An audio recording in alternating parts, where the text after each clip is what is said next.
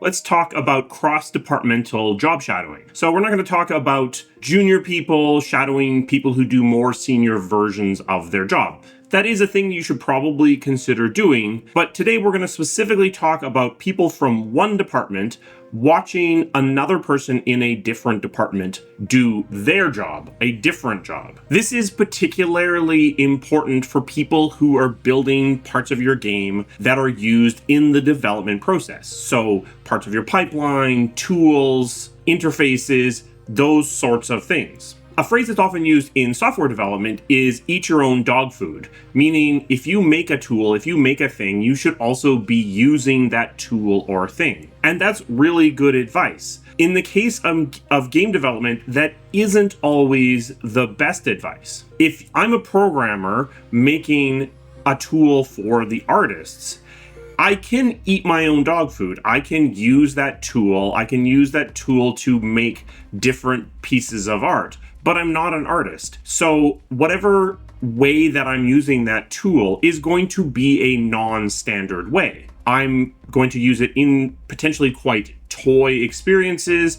I'm going to use it in non-standard ways, different ways than the artist would use it. Even if I try to force myself into making production-like assets, I'm not an artist. So I don't think or act or take the same steps that they do. So even if I'm making an asset that actually ships with the game, I might use the tool in ways that are radically different from the way that the average artist uses that same tool, simply because I think more like a programmer than I think like an artist. And while typically you're going to want to find programmers that think a little bit like artists to do your tools as much as you can, they're not artists, they're programmers. You've hired them as programmers, you've trained them as programmers, they're working as programmers. So no matter how much they're trying to eat their own dog food, that's going to be an imperfect test case. So the way that you can supplement that is by having those programmers sit down with an artist and simply watch that artist work through a typical day. Watch them interact with the pipeline. Watch them interact with the tool that they're supposed to be building. And what you'll almost always find is that programmer is going to identify some very obvious to them improvements that are going to radically improve those workflows, especially if you haven't done this before. Simply by watching what the artists are putting up with in their day-to-day, you can probably remove a lot of friction from their day in very short order. This is something that's actually relatively rare in game development. And why is that?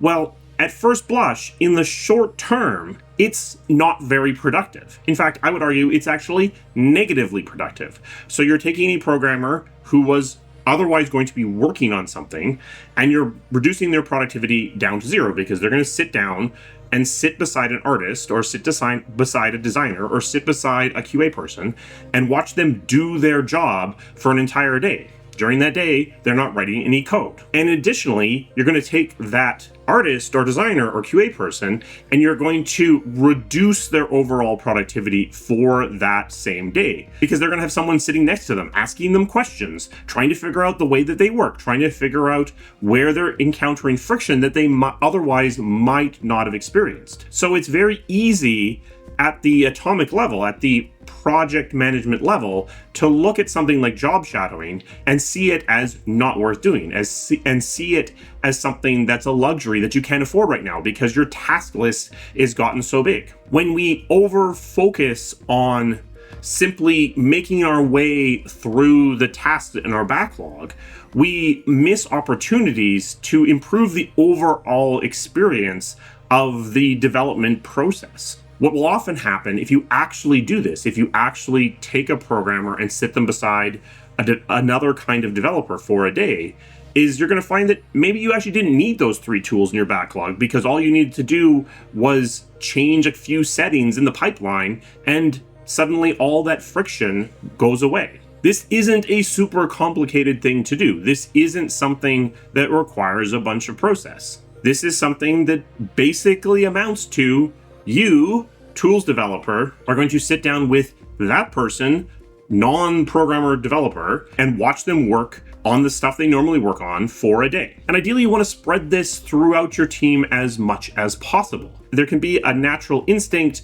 to have only junior people do it because you can afford the hit to their productivity, or have only senior people do it because they have experience to glean the opportunities better. But I would say both of those are worth doing. It's worth the junior people watching how other people work, learning that the other departments are different than them, learning that sometimes what is asked for and what is needed are not the same. And yes, those senior people are going to see huge opportunities because they're going to understand a broader swath of the code. They're going to understand more deeply what is actually possible with very little work. As we move beyond direct development, you also want your devs doing this with the people who are going to play your game. If you have an opportunity to have as many people as you can arrange watch people play your game. If you're going to do usability tests or play tests, have people be able to watch that through Zoom or something, just to see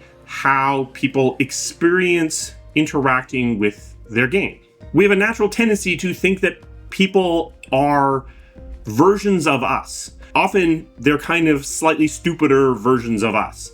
So if we are interacting with a puzzle or a UI or game art, and we understand what we're seeing, it's natural for us to assume that everyone else is going to understand what they're seeing. But often that isn't the case. Having a UI designer or UI artist watch someone struggle through their interface is very eye-opening. It can really help them understand usability in a way that a few bugs simply won't. Having someone get lost in a level that the level artist thought was the most obvious thing in the world is very instructive. It helps them understand that what they thought were very obvious visual cues aren't coming across to other people as they interact with the art. So while eat your own dog food is very good advice, people should be using the tools that they create, playing the game that they are making.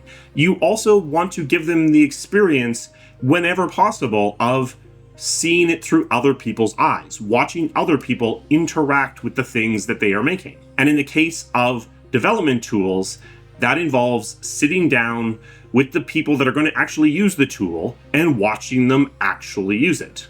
When it comes to things that are going into the game, it involves watching people play the game, talking to them about what they're experiencing, talking to them about how they're getting confused or stuck, and internalizing that not everyone is exactly like we are. A special thanks to my members. They provide the resources that this channel needs to keep running. If you're interested in becoming a member, there's a link to that down in the description. We also have a Patreon if you're more interested in supporting the channel in that way.